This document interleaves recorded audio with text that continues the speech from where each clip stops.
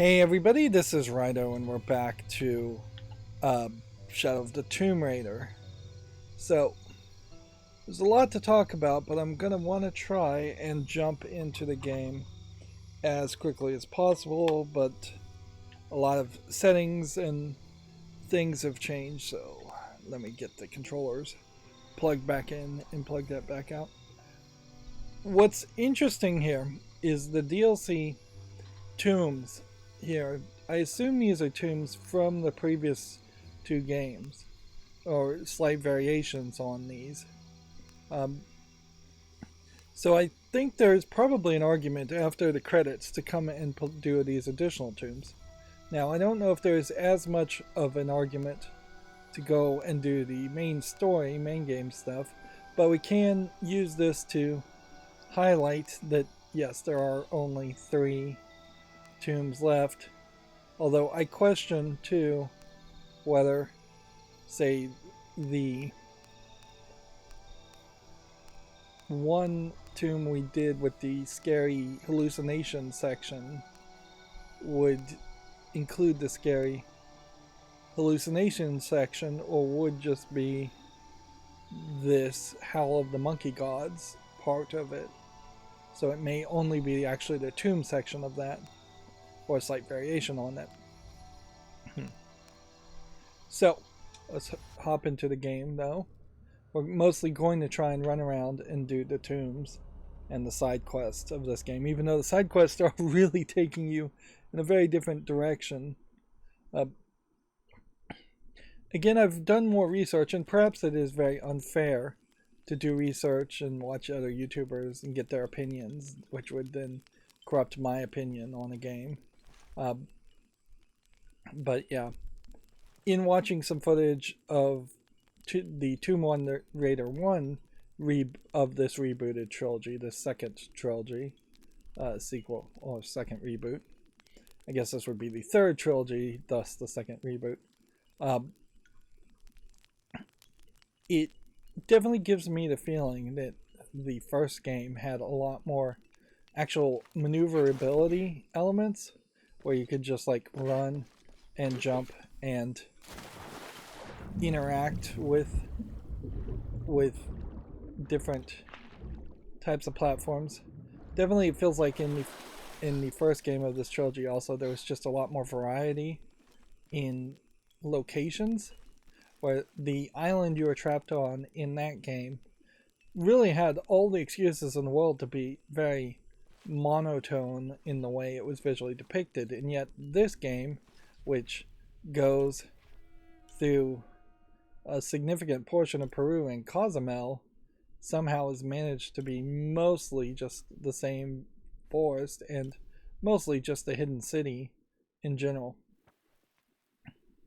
Alright, so what we're doing right now is we're searching this cavern to save somebody, and this door here was blocked before, which I assumed in the non-DLC version of this there would just either not be a door at all, or it would have been caved in. Now for the long story.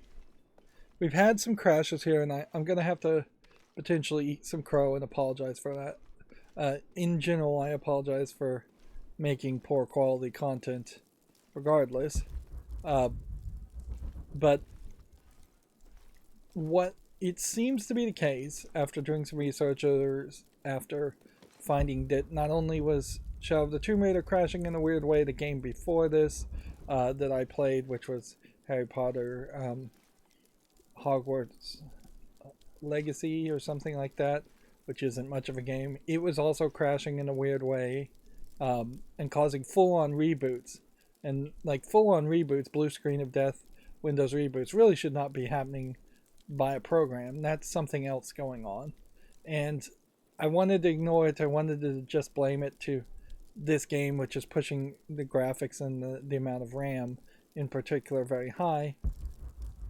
And yeah, even though this game is highlighting the problem, I don't think it really is its problem. Now, we may have another crash, and then all of a sudden I'll change my tune and say, yes, it is in part this game, but then maybe not. What I think happened is, or what I've determined through being able to run the very rudimentary Windows uh, uh, memory diagnostic thing, which really just, if it finds any error at all when you do the memory diagnostics in Windows 10, it just tells you to contact the manufacturer and is not helpful in any way. It doesn't even really tell you which stick of RAM might be bad. But through running that, I've determined that while I have 3600 megahertz DDR XMP RAM that is rated to be running at 3600 megahertz, either the CPU or the motherboard or a combination of the two or something else as part of my computer can't actually handle 3600 megahertz. It just causes errors, too much voltage, too much heat, something like that. Overclocking has become perhaps a little too easy, and XMP in particular is kind of a standard overclocking for extreme memory profiles, what XMP stands for. But it's kind of a standard thing that you kind of need to do for your computer. Otherwise, if you don't enable XMP, you're really going at speeds that are like 2100 megahertz. So you're nearly doubling it in a lot of cases, if not actually doubling the speed of RAM by using XMP enabled versus not. And I vaguely recall, and maybe this is just me dreaming this up, that at some point several months ago I did go into my BIOS settings and see that the overclocking, the XMP, was not enabled. I think several months ago I turned it on, and what happened is I had just been not playing any game that had pushed the amount of RAM hard enough for it to cause problems, and then I had just moved forward and forgotten that I had done that, which is just a case of improper documentation on what you're doing on your computer. I've never had this level of trouble. Golki came while you were freeing the others. We didn't know he was a Jaguar warrior. He offered me payment. How could I refuse? You should have, Boma. Kukulkan hates outsiders and traitors. Wow. The one who defies Kukulkan. The knife there just... The outsider Kukulkan sent us for. Kill her! What am I supposed to be doing here?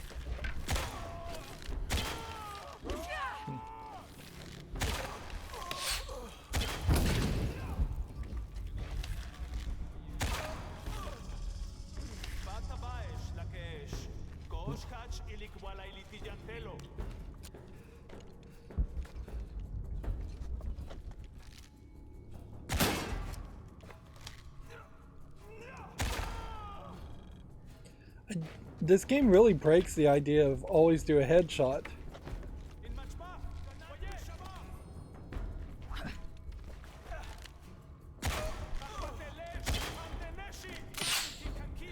Like, we have this full draw option now, so we can see we can really just lock on to people. It's just left trigger, right trigger.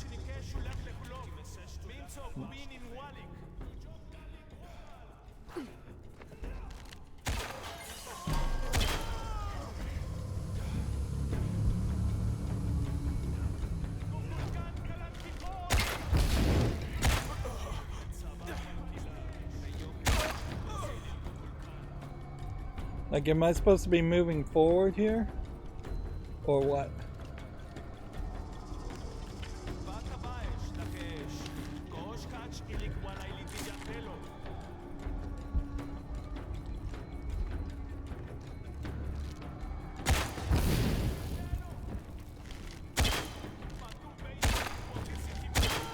Like, with that fast draw, really don't have to do anything.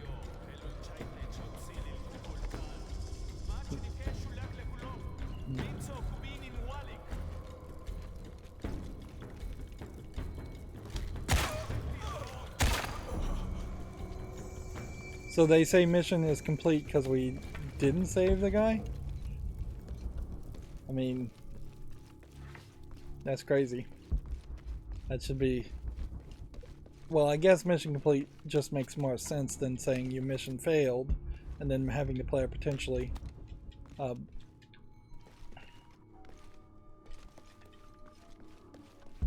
reset because they think that there might have been some way to save the cold key.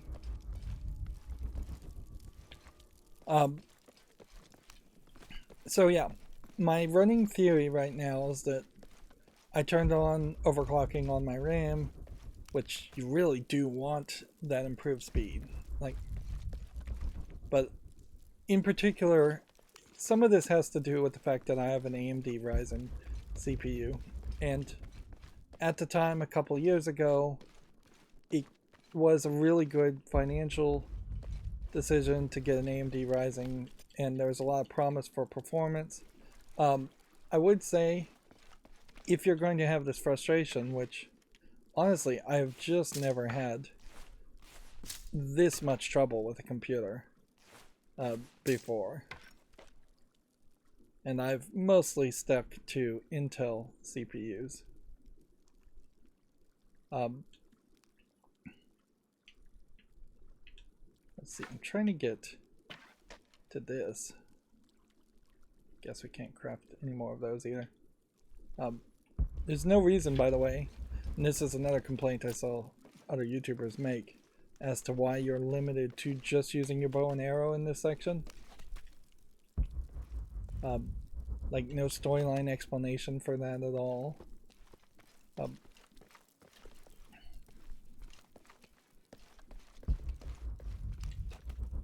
But yeah, I definitely would say an NVIDIA graphics card sadly still is the default that you should get if you're building a computer, and an Intel CPU is sadly what you should get, which is in direct contrast to the fact that ATI and AMD processors are kind of prevalent in consoles.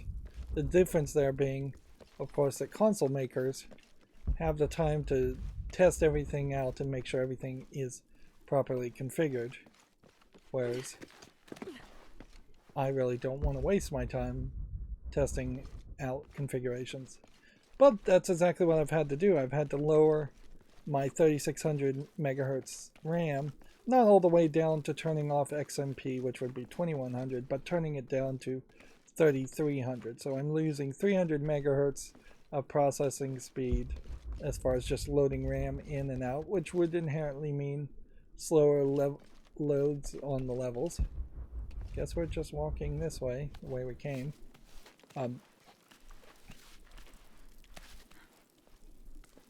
And I guess that explains why that is just a room. Is that's a very different kind of, like, side quest once again. It's not really tomb raiding so much as it is just, here's a room encounter versus a stealth encounter, but at the very least I guess it's a nice break from stealth encounters, because there really wouldn't have been a way to run around that room and have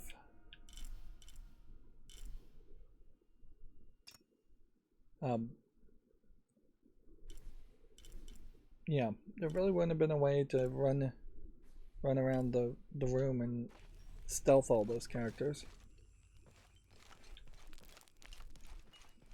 Right. My slight concern here is that you're supposed to come in through this door and dive, and you're supposed to dive from this point.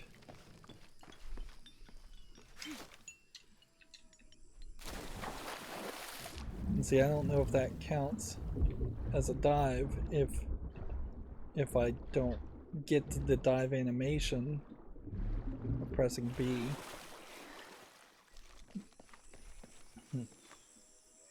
So far so good. We haven't had the game crash at this low RAM speed, but this would be the point to do it when we start to wander around the village, run around the village, and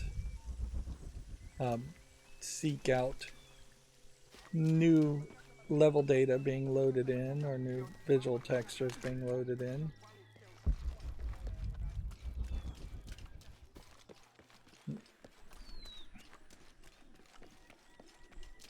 But yeah, definitely there was a problem that I could no longer ignore around the fact that both my Firefox web browser was crashing, which that uses a lot of RAM when I open tons of tabs, which I tend to do when I'm live streaming.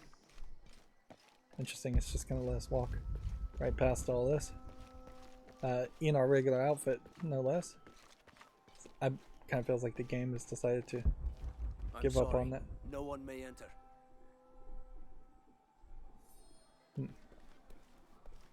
We need the Serpent Guard outfit.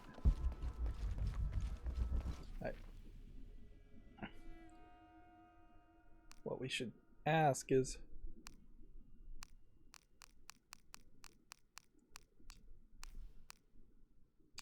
there another quest to do first?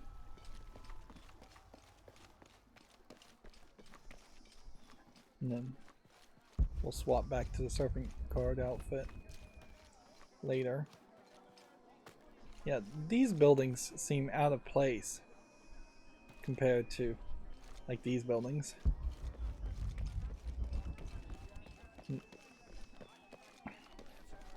But yeah, when you have a small mobile game crashing, when you have a web browser crashing, and when you have a big AAA game crashing, that is just the trifecta of nothing working.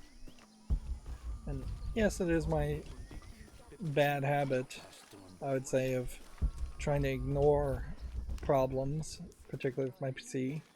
I've had another problem with the PC in that the trusted platform module being enabled, and this was crazy, was causing the RAM, previous versions of RAM in my computer to really short circuit, actually physically break it to the point where I had to send for replacements. And that totally should not happen. So I had to disable the trusted platform module, which for the most part doesn't change anything at all other than the Windows 10 won't automatically try to install Windows 11, which more is the better in that case.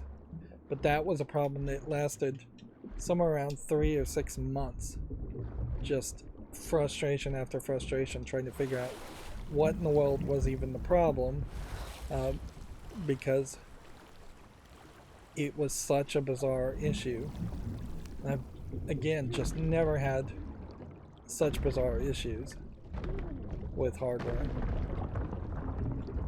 In a lot of ways, I guess this is the joys of owning a PC versus a console, is that you're getting better performance, but at the risk of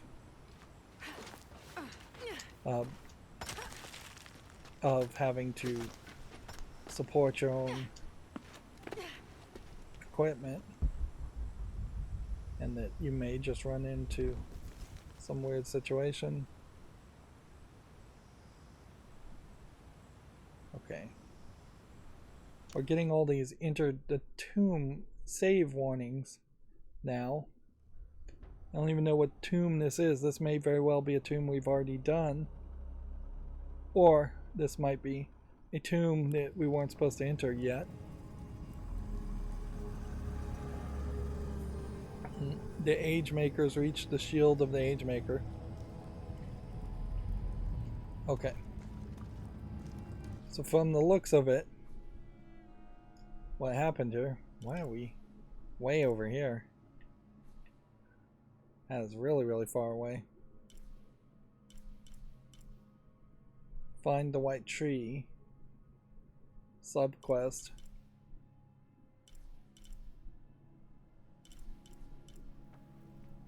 Apparently we missed some jade that was in that area too. Well, from the looks of it, this doesn't look like something we've done before.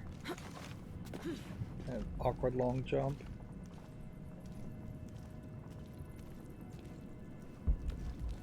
but it would be fairly easy to miss things or forget what previous tombs looked like. The vast majority of my complaints are still valid, this very place. despite the There are many crashiness, men moving through it. really More dark lay dead. visuals, And this, it's the shield, way too many speed the bumps prize and they are all text. seeking. This is a trial. Just as Koryanka said, the path of Hurakan, the god of wind and storms.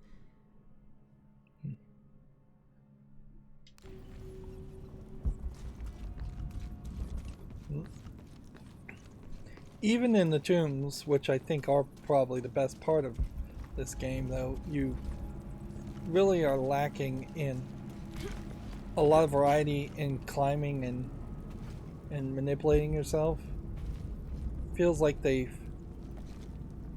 we're thinking that by streamlining the experience and having less interactions, the game itself would maybe speed up. I don't know. Not sure what they really were thinking here.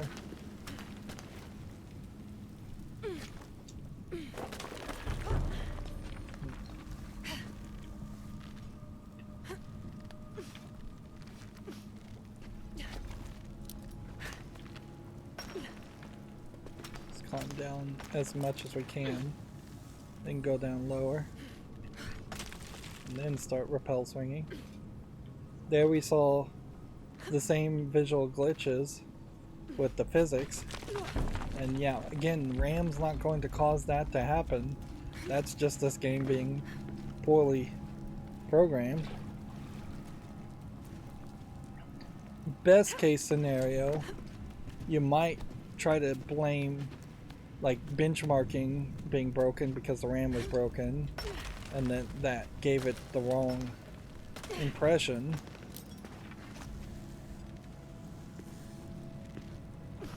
But I don't really buy that at all.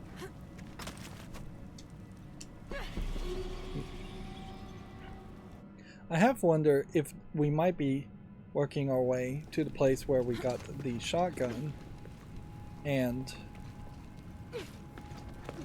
that one tomb that we missed because we didn't have the shotgun ability.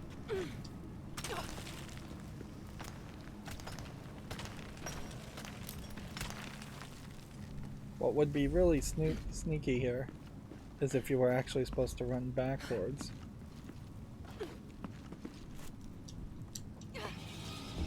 I bet I'm supposed to throw a grapple, but I'm seeing a white line, which would indicate to me I'm supposed to just make the jump.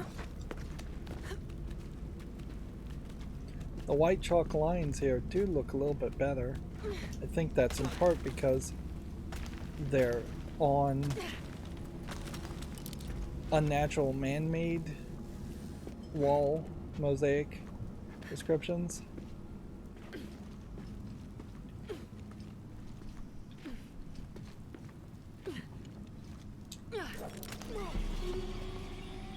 Well, I tried to grapple. That didn't work either. It's highly doubtful that there's some yet undiscovered ability, which if that assumption is correct, then it also highlights that there's a weirdly low amount of unlockable abilities in general.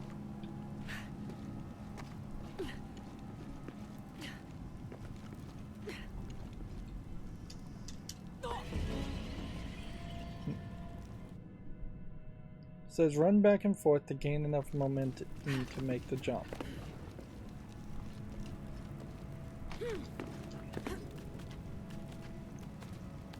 Now I'd assume in these checkpoint sections, when you're dying and resetting like this,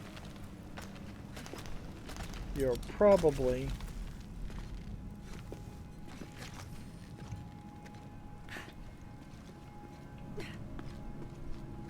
in these sections, you're probably not unloading and reloading things into the RAM. see. What's the other prompt we're getting? We're getting a prompt on wall run.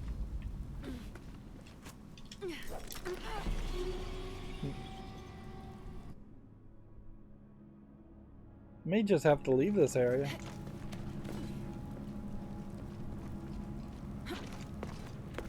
This is still majorly a problem. Yeah, at any point here we could just end the game. So let's maybe go a little bit more to the right.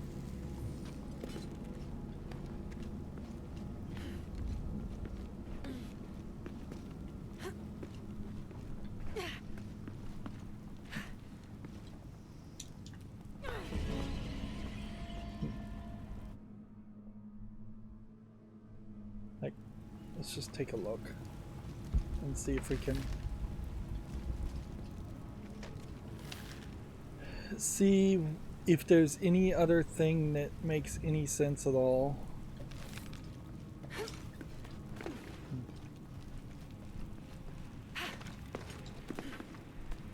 Can't go to the right here.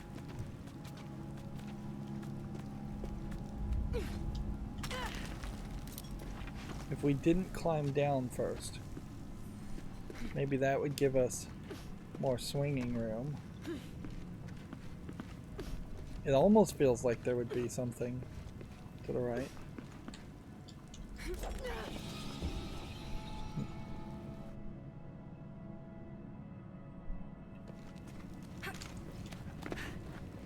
Suppose it could be something is not spawning in. But yeah, right now I imagine the reset state of this level is just being saved into memory,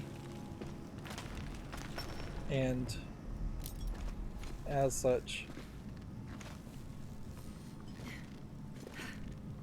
it's just being reloaded every time I die.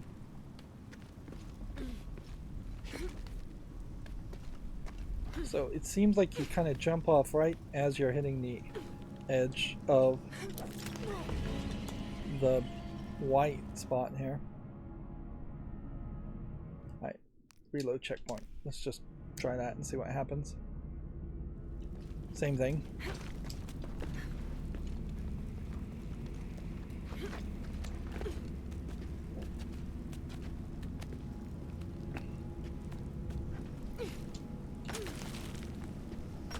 It wouldn't be the first time that we've run into a game where the visuals are broken and the actual physics part of the game were broken.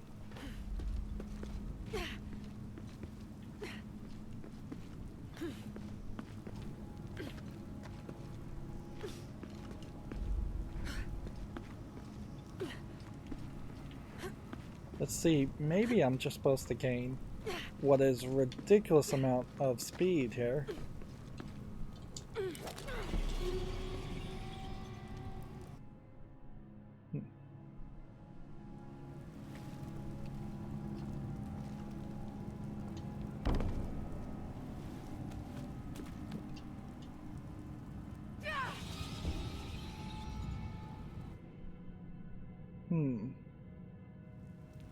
Can I even get back down?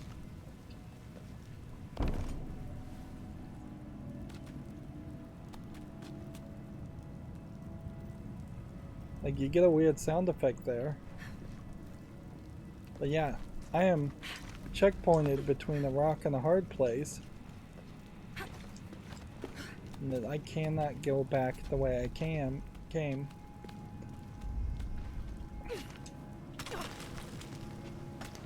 And then I would just have to reload a save spot otherwise.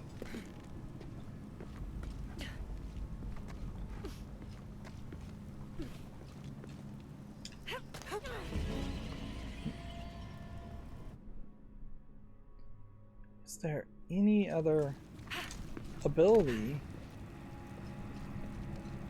that I've just forgotten about? Like, it's really only been maybe a day since I last played, so it's not really a matter of, oh, I've forgotten this because I've been messing with the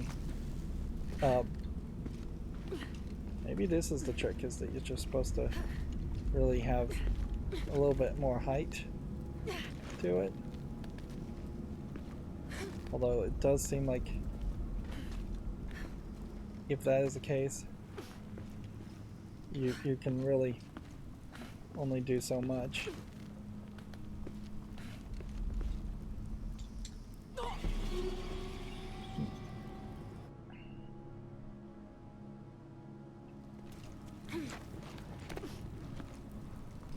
What am I missing? Shouldn't there be a hint that pops up at this point? Or some way to at least escape this section?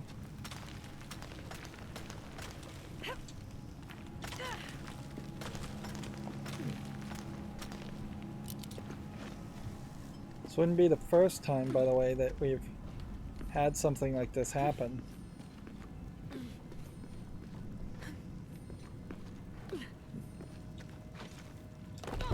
Seriously. That's just absolutely ridiculous. And now what?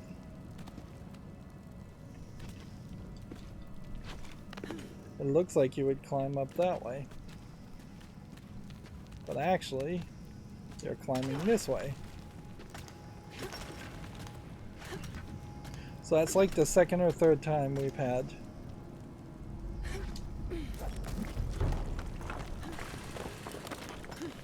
second or third time we've had a jump that just seems really impossible. And that's just the intro to this tomb. Just to get to this point. Which that, you'd think that the wood would visually mean to always do a dive. Conquistadors. They explored further than I realized. And that you were supposed to like just blindly dive into the water there. But nope. That is not the case. Sounds like some cannons going off. May the That good doesn't Lord, make a lot of in sense. His infinite mercy, bless the souls of these loyal men and accept them into paradise eternal at his side. They served me well, and without their assistance, I surely would never have laid eyes upon what the Pythetians call the shield of the Age Maker. It is with the deepest regret, therefore, as well as with a renewed commitment to my holy mission, that I have sent these men to their final reward. This secret that the shield revealed to me cannot be trusted with anyone other than myself, and so I left it behind, and upon returning here with my escort, I humbly performed my duty. In God's name, Amen. So here we have more Andres Lopez stuff. Now, it's worth pointing out, to mention here, I still may have crashing.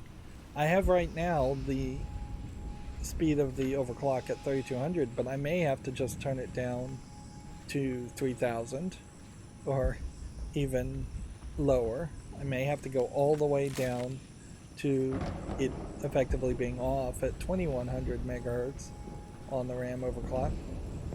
Like, I was able to run the Windows memory test, but there is actually a Linux live CD built into almost every Linux live CD, Ubuntu in particular, called MemTest 86 Plus, and that actually will give you a lot more information and go on forever.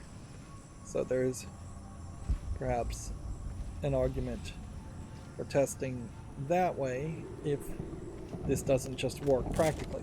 Although at a certain point, why bother testing in scientific, cold, isolated form factors such as the Windows Memory Test or MemTest 86 when what we really want to see is if actual games play and actual Windows applications play without crashing.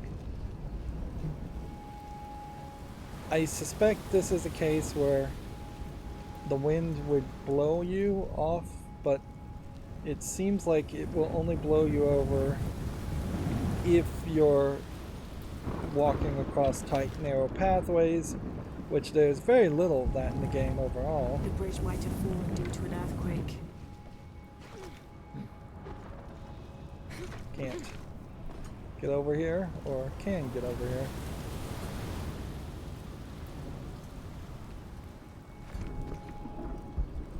Is there a collectible over here? No. So this is just a, okay, you fell over. We're going to let you save. And this is a wind strength indicator, I would assume. Problem with this, of course, is that these are just gimmicks that were already done in the previous game.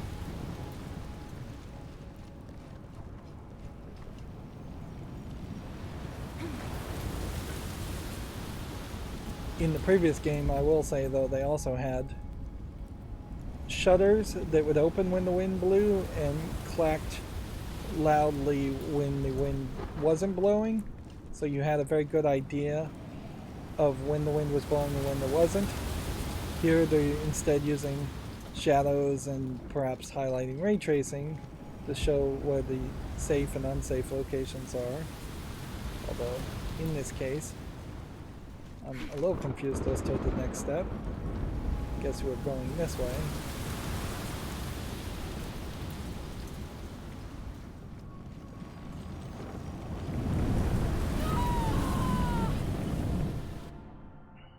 So, a quick death there. What's funny there, too, is it wasn't really a fade out to the load screen and then loading back to this, where ideally it would have been better if it had just faded to black or and shown the spinning wheel as it was loading. The bright load screen. It's a little weird. Okay, so we have this. What can we do with this? Okay, I see.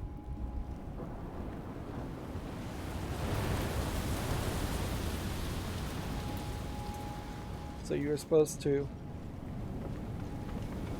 use this as your shield. And then that's your jump. So you just run and jump and swing. There may not have been full safety from that platform. You may have gotten blown off the edge. Then when you have a sequence like this, so they blasted through the ground. For a sequence like this, when you're being pushed to move fast and in 4 directions, it definitely would be helpful to have some certainty that there aren't any collectibles in an area.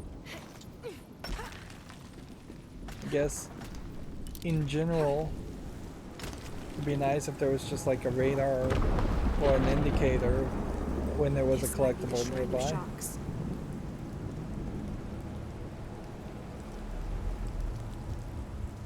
This is an interesting, like, dynamic storytelling section in that we have rain and lightning and storm clouds where it is clear skies and usually brightly lit everywhere else in the game, but this also really just highlights a conflict between ray tracing and light reflections and just dynamic weather, which would have been a sales point many years before ray tracing was ever mentioned or as a concept.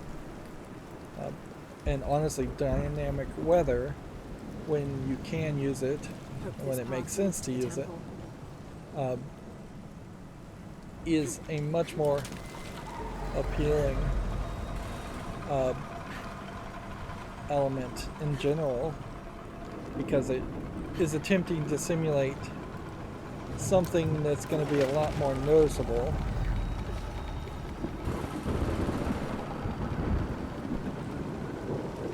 Oops. I think I was supposed to swing.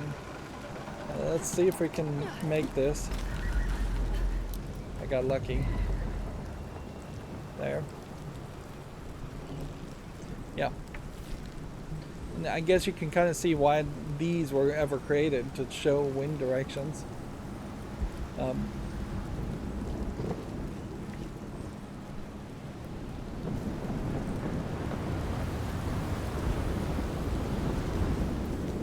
But yeah. Different weather elements throughout the entire game could have been very interesting versus being in a lot of dark caves and being in extremely well lit sections.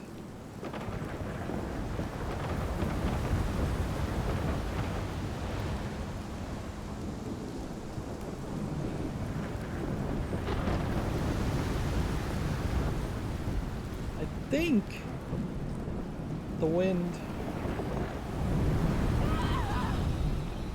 Nope, you don't quite have enough time there.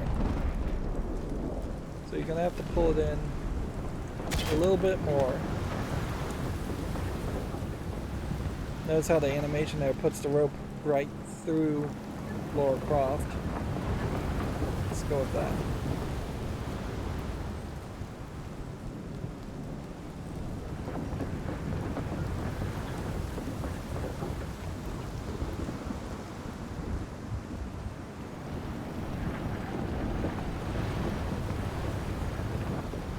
Okay, we'll wait one more cycle, and then we'll run.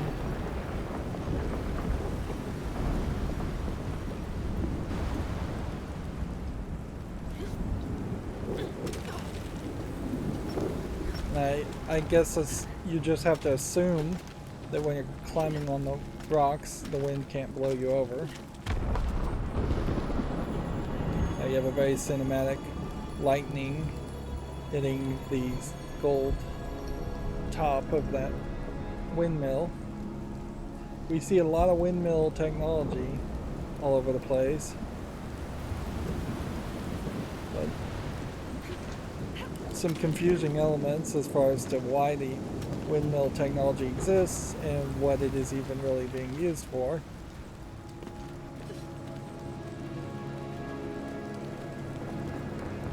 I kind of expected the rock the brake cinematically at that spot.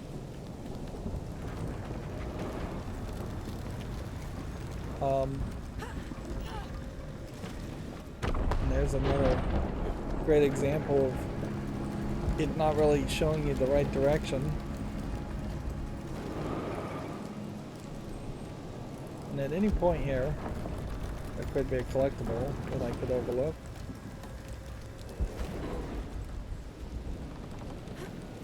You know what they could have done is they could have had me collect the one note at the very beginning of the challenge and then told me that I'd collected the entirety of the story at that point.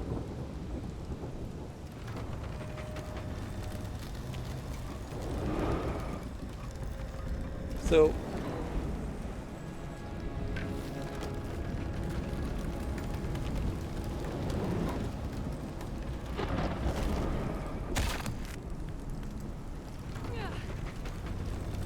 that does nothing. So we're gonna have to tie that down some way at some point.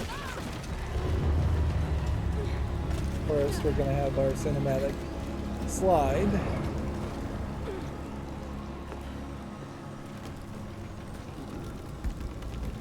I suppose that's kind of the split between the older Tomb Raider games and this is a cinematic experience that happens to be interactive, whereas previous Tomb Raider games I think were a lot more of what you would have called a traditional video game, where you're actually interacting with the world in ways of your own choosing in a more free-form manner. Something like Mario 64 is kind of an example, I would say, there, where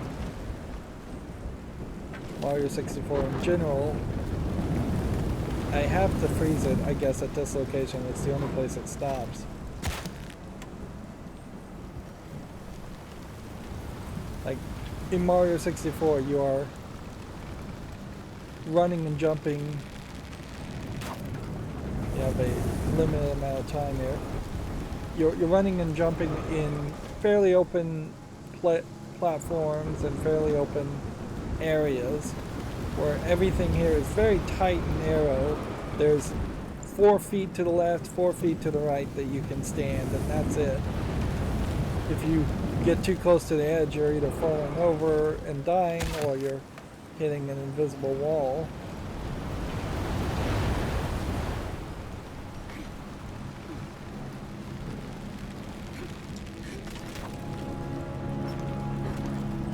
I don't have multiple ways, and no thought has been given for there to be multiple ways to reach the spot I'm standing on here, or find a creative, ingenuitive structures for centuries. way of solving puzzles. Compare that to something like some of the puzzles in Portal, where there's a right way to solve every puzzle in Portal 1 and Portal 2, but some of the puzzles straight up will have alternative solutions.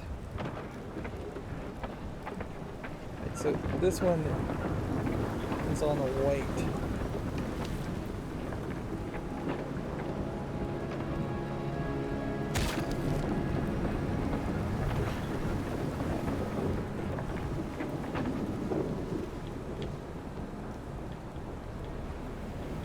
So we'll just follow along until we have nothing more we can do. Wait. It's the same fall animation that the background is changing. I needed to pull this down first.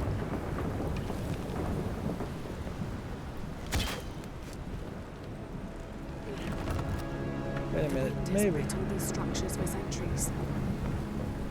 Maybe you're supposed to pull this. Then pull this.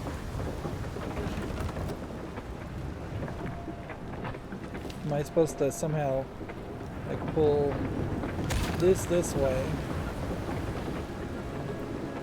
Get close enough so that we can hit that and tie it to that? No.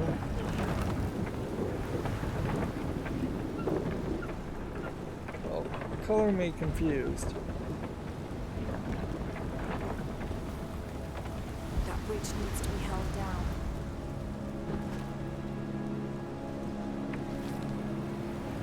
So we had to find this other platform.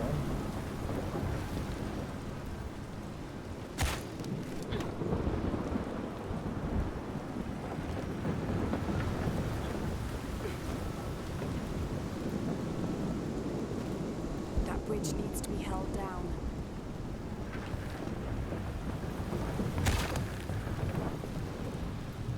I don't think I'm supposed to be able to hit this and do that.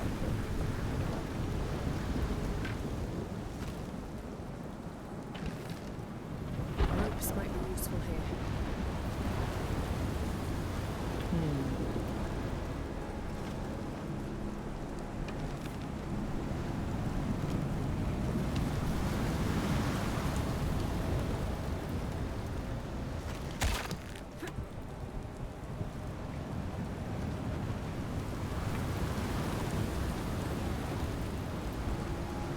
So there's much more of a puzzle here than it seems. This be Shark's lightning axe.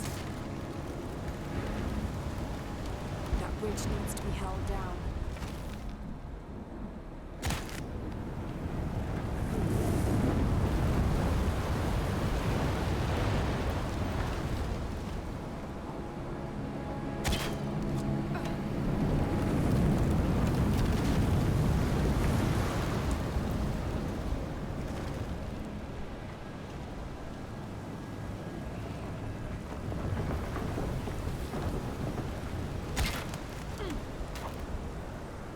Now my hope there is that this spinning part here, which this is where the lightning was hitting, and noticeably we don't even really look at it. I was thinking this spinning part would have eventually broken, so we needed to do this part. This is all just weirdly out of the way and not visible from where you come here. You walk up here and you see this. There's nothing cinematically, as far as the framing, telling you to look this direction. I could see players being very frustrated by not knowing what to do in that section. On top of the glitchiness we've already seen, where the game often decides to give you weird jumps.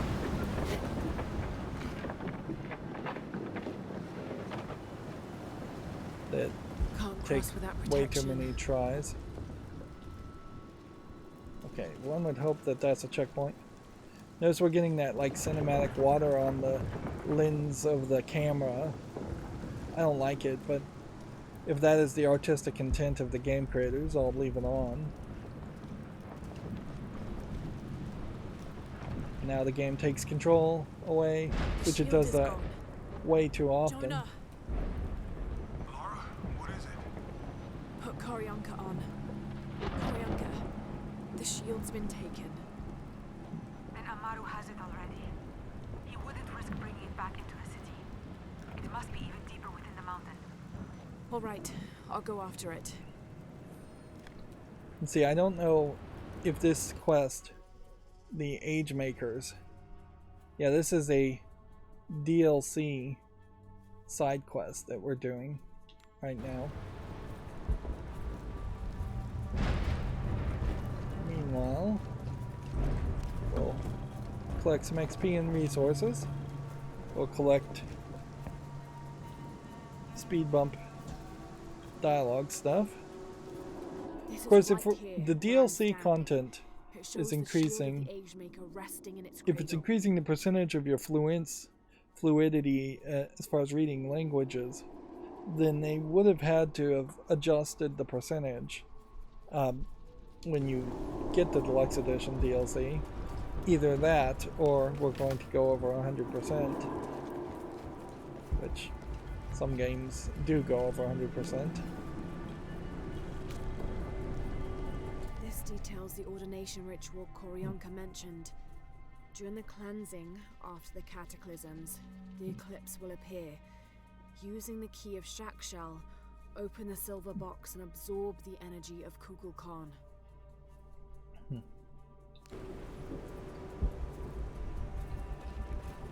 I have a slight concern that at some point the apocalypse will start to happen and we'll just have a weird visual filter on top of, let's face it, we already have the senses visual filter. Yeah. Ideally in games, it would be nice if they got to the point where you stand near something, your controller vibrates, and that's it. You're not going into this visual senses mode very often because you just don't need it. There might even be a map that just pops up or an arrow that pops up,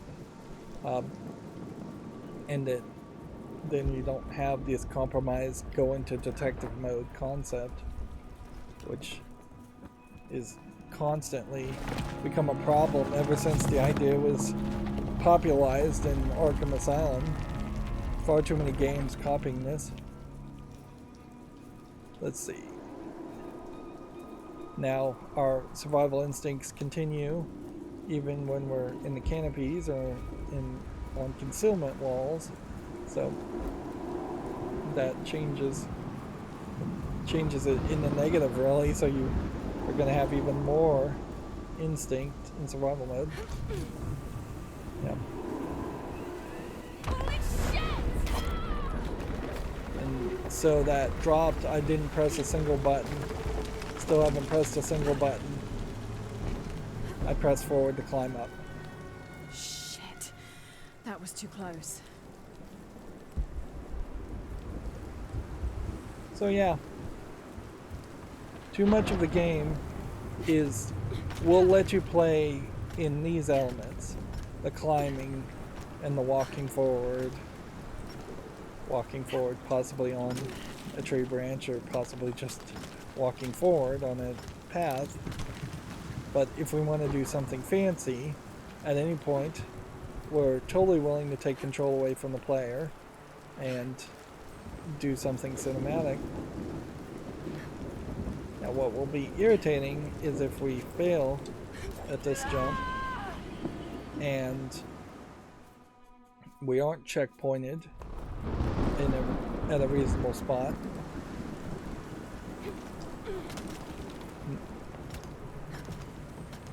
We probably are just consistently getting checkpointed at every point that we climb up. Now this one's even weirder as a concept because I don't even know what they're going for. If anything, it looks like you're supposed to be making that jump. Notice how the visuals change there too. Let's wait until the lightning and look in the left on the flower. Look how green and brightly colored all of that looks when the lightning happens. Now if you look at the top, you can see the physics breaking on the grapple too. But yeah, you have really realistic flowers right now, and then when the flashlights happens, it all turns incredibly cartoony and video gamey. Which personally, I don't hate the idea of the game being brightly colored and video game-like, or even cartoon-like. That's really where I think Lara Croft thrives in my weird nostalgia that I have for Lara Croft as somebody who hasn't even really played any of the other Tomb Raider games.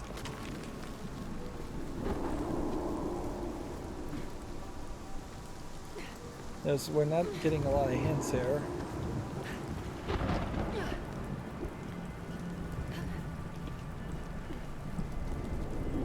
All it's showing me is this.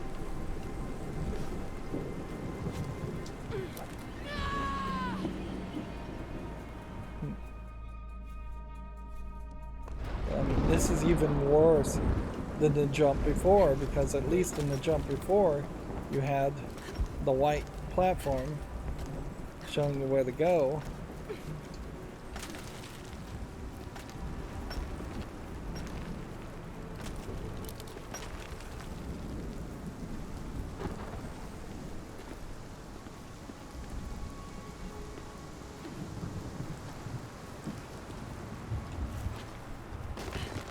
So I guess it's a case that maybe you just need to make a very sharp smiley face shaped swing when doing those, and when you're at the peak of the swing, that gives you enough height to trigger what is effectively just a cutscene on the jump, even though you do have to press A. Like there's pretty obviously a successful spot that you can jump from and an unsuccessful spot you can jump from, or a lot of unsuccessful spots you can jump from. Yeah, I guess that is an interesting question. For all the visual elements here, displaying graphics.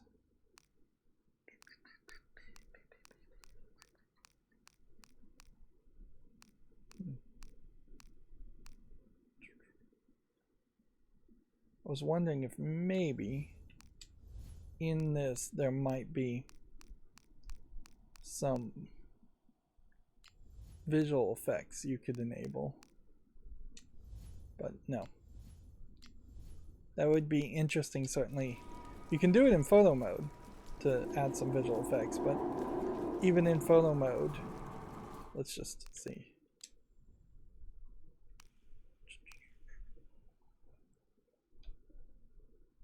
Lara Croft with the flashlight on, the photo mode really doesn't work particularly well. Yeah, I was thinking maybe there would be a color filter here you could enable, but again, you would only be able to do it in photo mode to make this feel like it was one of the old Lara Croft games. And yeah, I would say no, there isn't anything like that. I'm losing interest obviously a little bit here.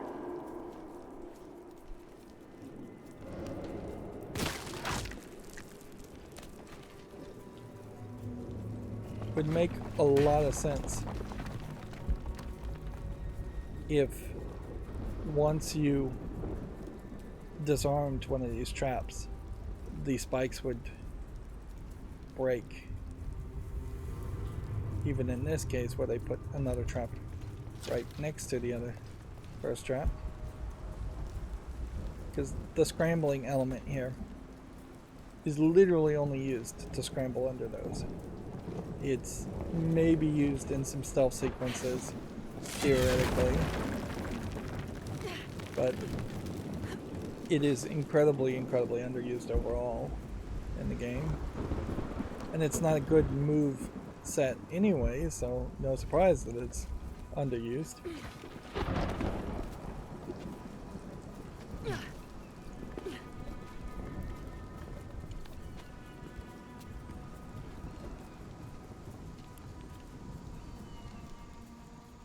Yeah, even if I was wearing the DLC outfit to make it look like an old Lara Croft outfit,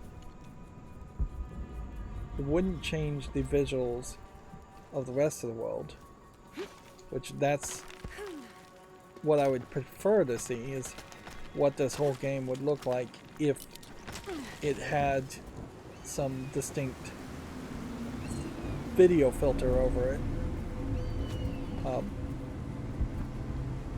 Something similar to or along the lines of the way Borderlands was originally just a first-person shooter, and then they put a distinctive comic book style visual filter over it.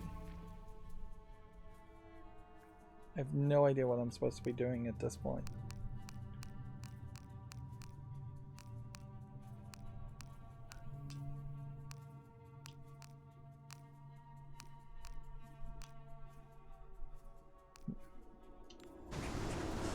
Like, it seems to me like this has just brought me back to the cenote. I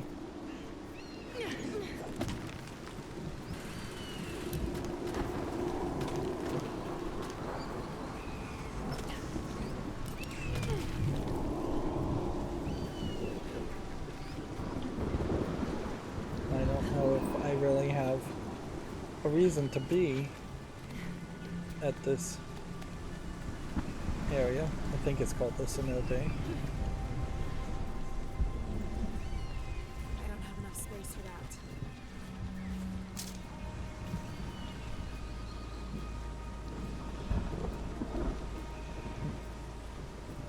Well, I guess this is moving the story forward somehow. Maybe this is a path that curves around and shows this part, but when we interact with this part before, we were interacting in a different way, from a different angle.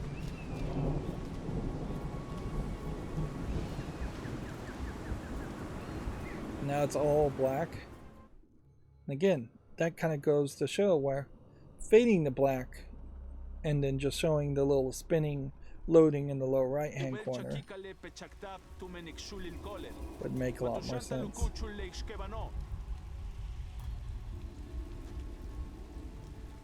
I feel like we may be reusing areas to take on the encounter. So this is kind of a boss fight feeling area. Are we able to use guns if we want? Yes. Which inherently, I guess that would probably make it very easy. My fearless Koryonka. The quest for the shield must wait. Etzli has been captured and is being held in the old barracks. I'm taking a team to retrieve him, but I need you to open the way. You know your way around that hive better than anyone I know. Lara Croft, the outsider I told you about, has agreed to help as well. I like her, Koryonka. We can trust her. Be safe. It's interesting that a store order here is written on this like papyrus animation on the left.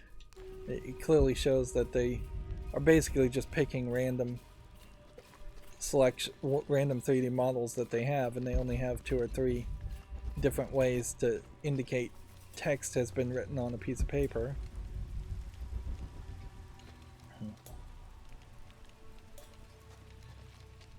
So this is a stealth sequence, but in this area there's just kind of this assumption that you are taking on these characters.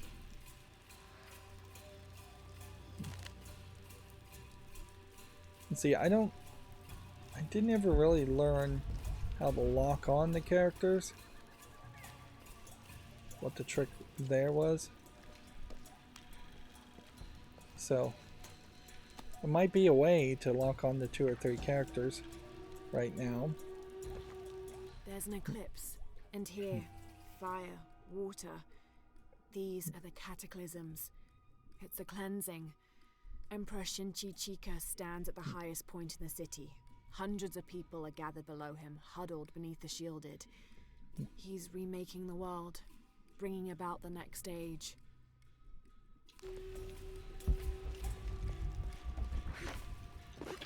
So it almost looked like you could climb up on one of these sides and get up here, but it doesn't seem like that's the goal. Right. And we can't switch weapons, so if I had a gun with a silencer on right now, would I know? This probably doesn't have a silencer. This might have a silencer on it.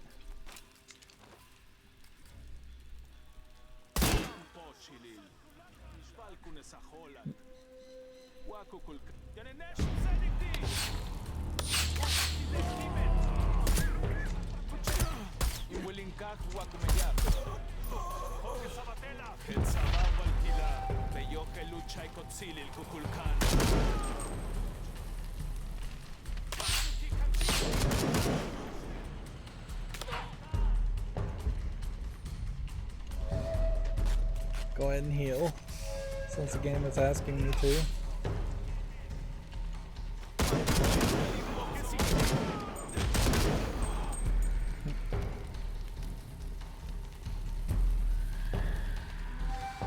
This is a statue. I keep looking at this thinking this is a person.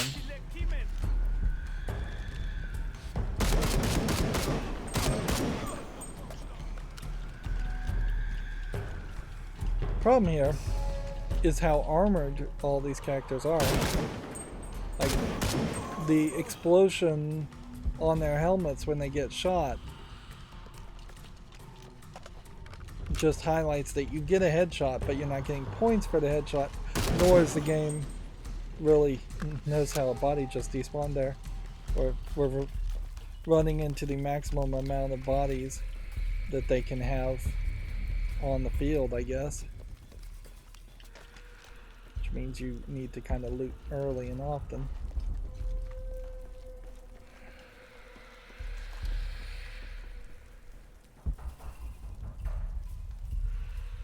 From this point, I guess they were hoping for you to jump.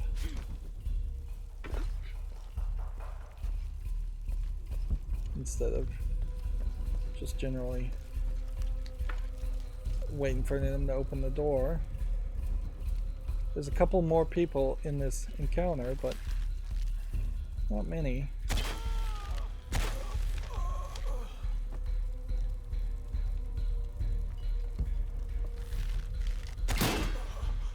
Yep. There's a way in somewhere. I guess maybe headshots with the bow and arrow can take out these enemies, where guns are just extremely weak from the looks of it. Then once you've cleared an area out, you're kind of done. This is that section. We're just looking at it from a different area and slightly different. They've maybe added a slight change here.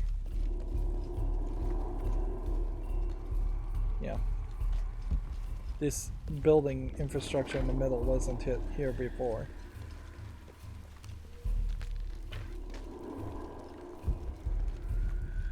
All full up. Can't carry any more.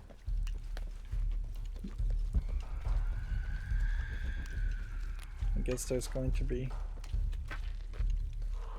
all kinds of potential resources to grab. Grab some bullets. All full up. Can't carry any more. So theoretically, I guess maybe you were supposed to come over here and stealth. Maybe come over I here. don't have enough space for that. Get an advantage of height. Possibly come over here and stealth one guy out, and then having this higher section now, you could potentially have done some more.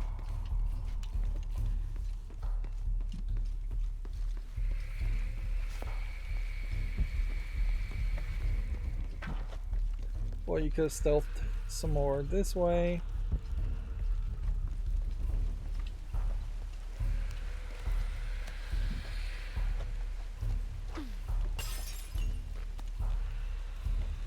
Has to be a way in.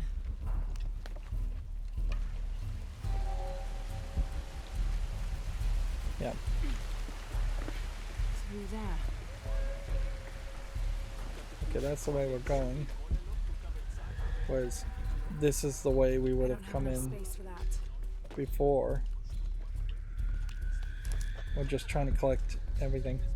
So yeah, this is the same room. They've just changed the orientation to reuse rooms, which noticeably, that's totally something that should have been happening throughout the entire game, not just in some DLC extra content. That we should have gone through areas multiple times.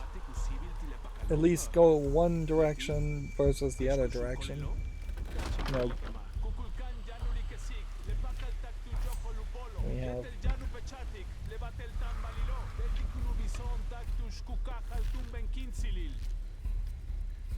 Alright. Let's see if we can figure out the skill. Warrior.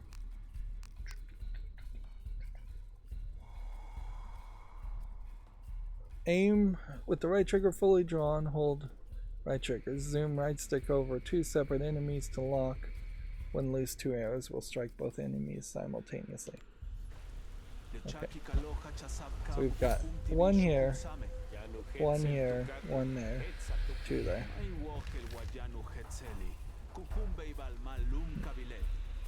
Yeah, I guess I could hit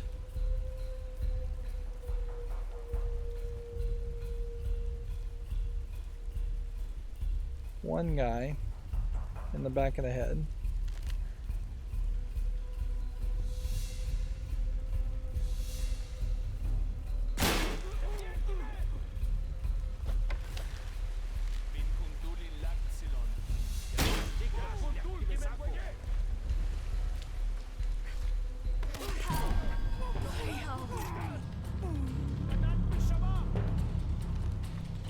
At this point, though, you'll just back to this. Just using your stealth. Well, this isn't stealth, was it? This is anti-stealth. Just using your gun to kill the remaining 3 or 6 characters in the room. And planting and poisoning bodies, in this case, would have been absolutely useless. Like, there's really not a sequence there that makes sense that where you could have actually stealthed in such a small room with so many people. So undoubtedly, we are just going to go to the next encounter.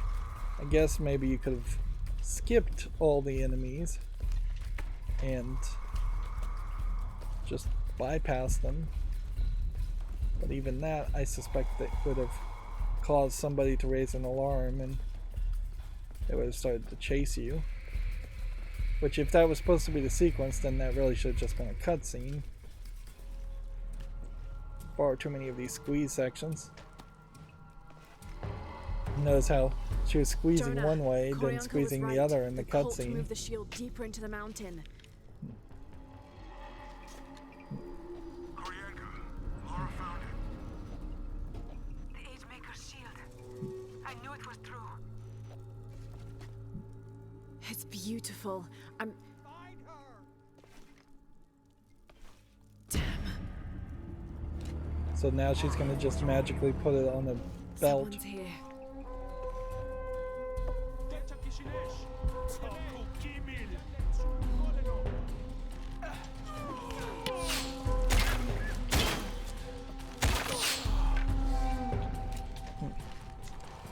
Like, one would hope that you would have stronger handguns by default, and that would justify the use of a handgun in close-to-close combat, closer combat. So, the legend is true.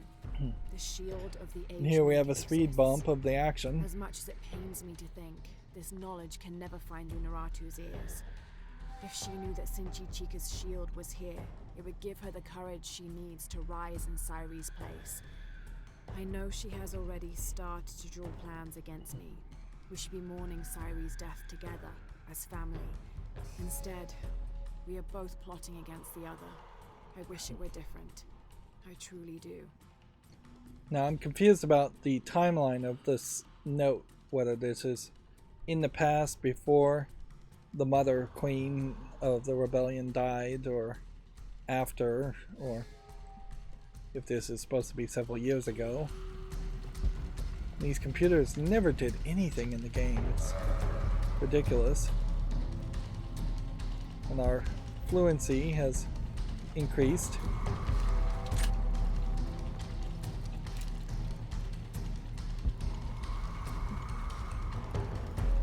I guess I have no choice. My question here is, why don't more games like this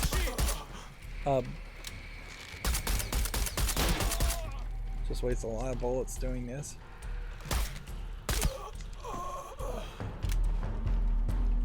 Why don't more games just randomize what weapon gets pulled out in general? Like, if it was just a random, you're in an encounter and at random a weapon is pulled out, that would work for me pretty well. Just to let the game say, hey, this may not be the right weapon for this scenario. I could see a tutorial section doing that.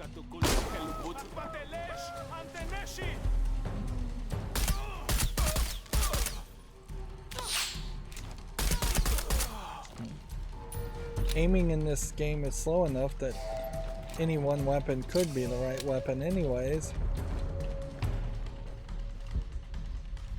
Let's go ahead and experiment with this. The shotgun would pretty much be the worst weapon in a sequence of being in tighter corridors, unless they're all going to come from a specific, like,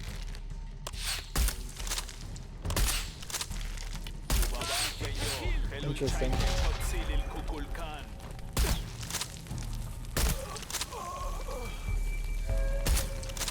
Now notice I'm trying to shoot the explosive barrel there.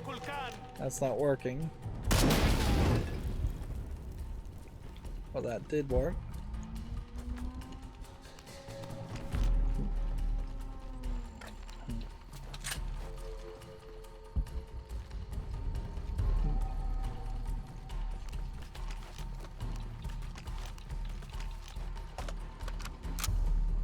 But yeah, it does definitely come off like basically any choice is the right choice on these 4 weapons. Although I will say, like, using an explosive round is probably a mistake. Let's see. and the like poison rounds on this.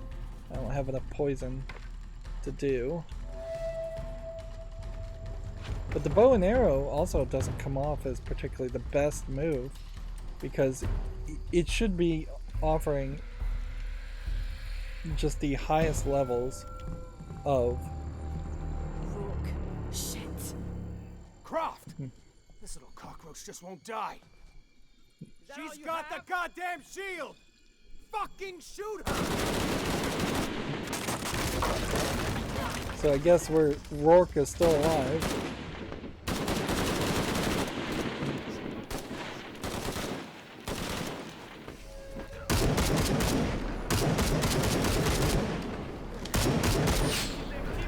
Let's go. Heal up.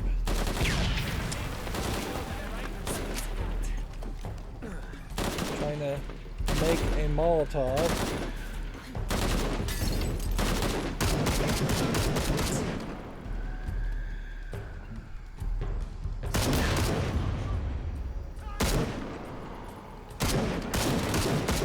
Looks like there would be something explosive over there, but I guess not. Impossible. I can't carry anymore.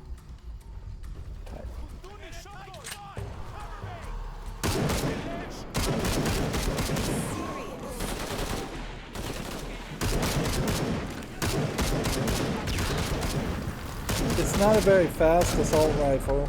It's basically a semi-auto. Rope's just coming out of nowhere.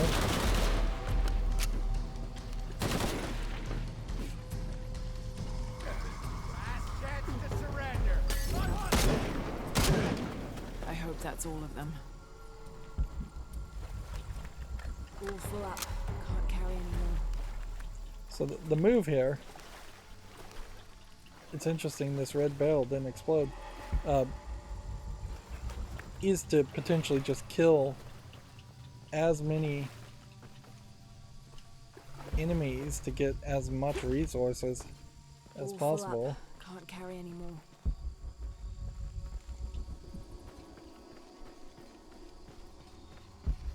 I'm hoping what I'm collecting is salvage. Again, this feels like this could have been a stealth sequence, but I feel like when you walked in this area, it started a boss fight.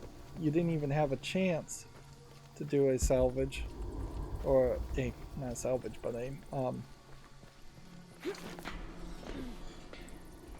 didn't even have a chance to do a stealth section. I don't have enough space for that. That feels like that might be salvage, but I guess it isn't.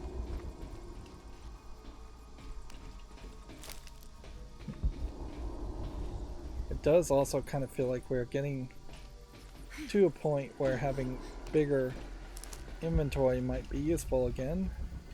Impossible. I can't carry anymore. Maybe this is an effort to reuse some of the scaffolding and elevator sections that we saw early in the game. We're not anywhere near that section, I don't believe. I'm a little confused as to which way to go.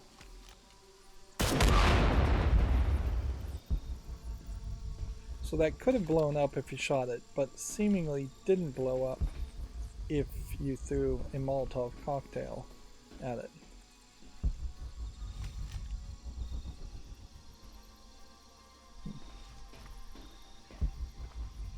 Yeah.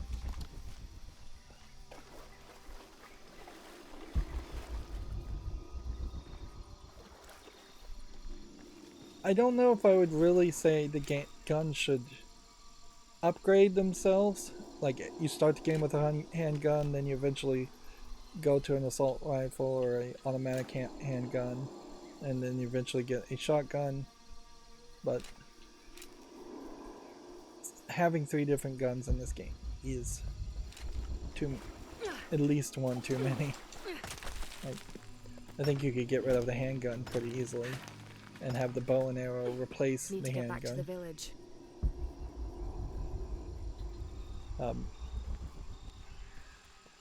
or you just straight up get rid of the bow and arrow, which they didn't have to stick to using a bow and arrow throughout the entire trilogy here.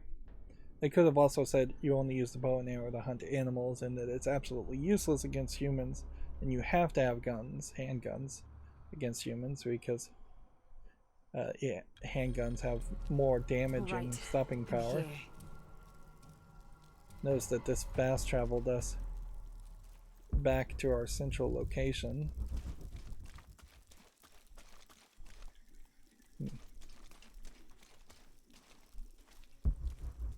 Let's talk to this person. I guess give him the shield. Lara, We skipped, I think, the shield of the Age Maker. a bit of the middle part of this quest, but probably not much. Just puzzle solving. It's the ritual. Sacrifice the weaving. No, not weaving. Destiny. And sacrifice. It can also mean creation. The traditional interpretation is we all create destiny. It's just as I thought. Look, the symbol here. Ancestors. But couldn't that also mean imposters? Yes. That's what Amaru wants. Proof that anyone can create destiny. Not only the descendants of the first emperor. You're right. Which we know at this point, it's almost certainly going to be Lara Croft creating destiny. This truth would shake Unuratu's faith. It will jeopardize the entire rebellion. That would only embolden Amaru's Sorry, plugging in my phone if you can hear that ding. Lara, we have to destroy it. Now this is an interesting spot. There must be another way. In which But the truth Herbing and Indiana Jones. I think you're right. Indiana Jones would never destroy an artifact. Together then. Or not want to inherently destroy an artifact. Whereas in this, Lara Croft seems to have no problem with it whatsoever. Versus, you know, just hiding it, you know, burying it. Despite this outcome, you showed great courage retrieving the shield. This bow was given to me when I joined the Shorn Ones. Never take a step backwards in battle. That is the single oath we take. You did not take a step backwards in battle today, Lara. You have the heart of a Shorn One. And I would be honored if you would keep the bow.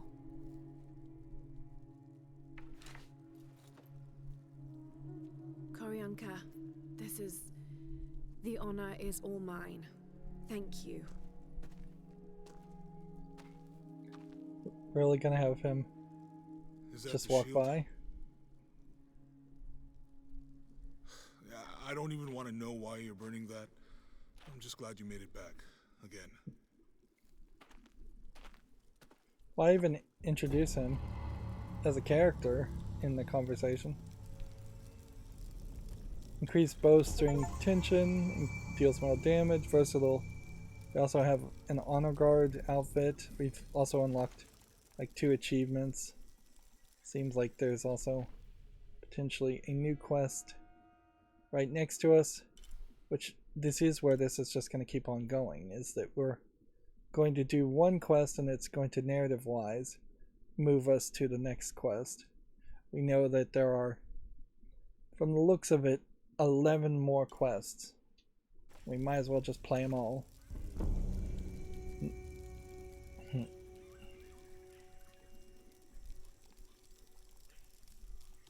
Before we do that, though, let's take the breather that I'd like to take and go here.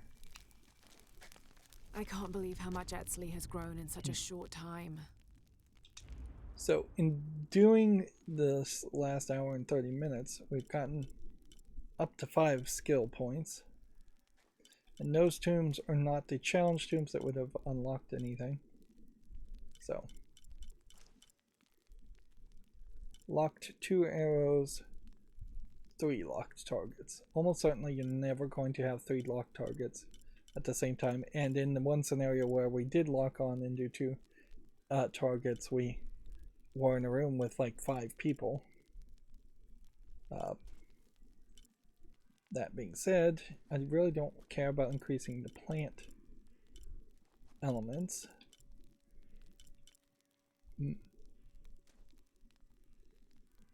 Let's go ahead and take this one,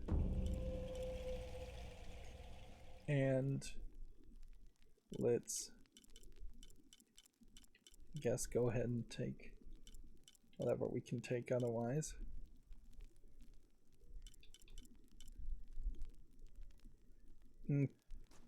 Counterattack after dodging. Press B to evade an unarmored enemy's attack and counter with Y. Unarmored enemies basically never attack you.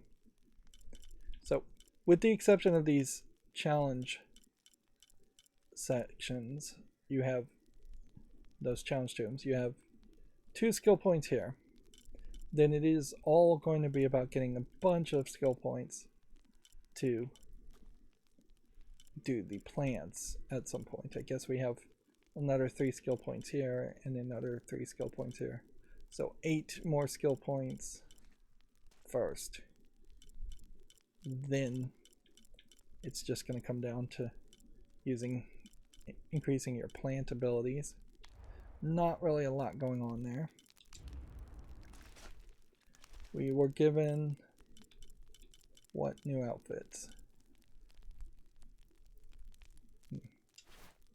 This isn't new. This I don't think is new.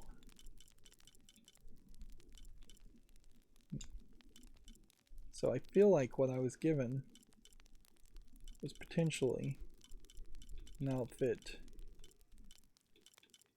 that I can't even wear.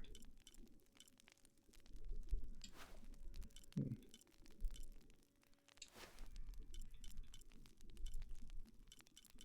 should have like a little white exclamation mark if it was a new outfit, but yeah. I couldn't even tell you.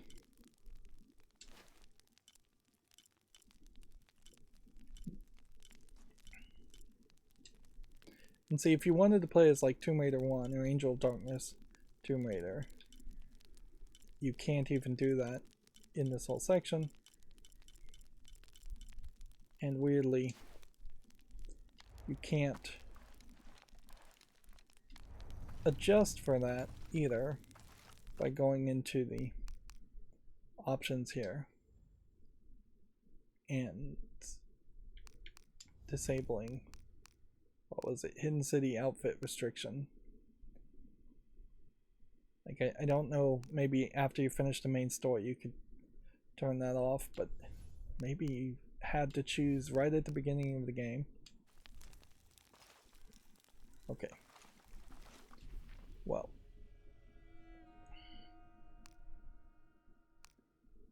We are 100% completed on MAM. We just know that there's no more collectibles around that storyline. There's challenges and let's see, this amulets thing we still need to do, and then whatever the new quest is. But what I'm gonna do is end a little bit early today. Everything seems to have worked, no weird crashes, nothing like that. But yeah, I'm gonna end a little bit early today since so many episodes have gone fairly long, and then we'll start the next episode from this point and start the new quest there. That's going to be it for this recording. As always, I ask you to like, share, subscribe, comment, and if you want to support me further, there's some links down below in the description box. Thank you for watching. Have a good evening.